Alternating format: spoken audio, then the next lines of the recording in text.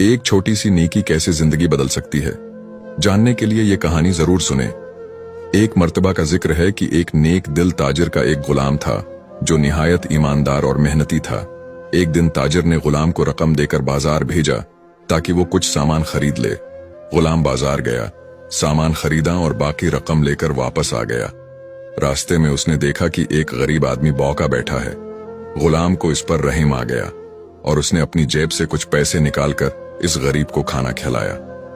जब वो मालिक के पास पहुंचा तो ताजिर ने उससे पूछा, क्या तुमने तमाम रकम वापस ले आई?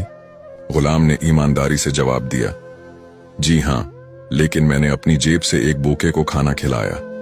ताजिर बहुत खुश हुआ और कहा, जो कुछ तुमने अल्लाह की राह में दिया वो जाये नहीं होगा, बल्कि अल्लाह तुम्हें उसका कई गुना बदला देगा। चंद दिन बाद अचानक उस ताजिर का कारोबार पहले से ज्यादा तरक्की करने लगा। नफा बढ़ता गया और वो पहले से ज्यादा खुशहाल हो गया। वो समझ गया कि ये सब इस गुलाम की नेकी की बरकत से हुआ है। नतीजा, अल्लाह की राह में दिया हुआ कभी जाये नहीं जाता। जो दूसरों की मदद करता है, अल्लाह उसे दुनिया और आखिरत में बेहतरीन बदला अता फरमाता है।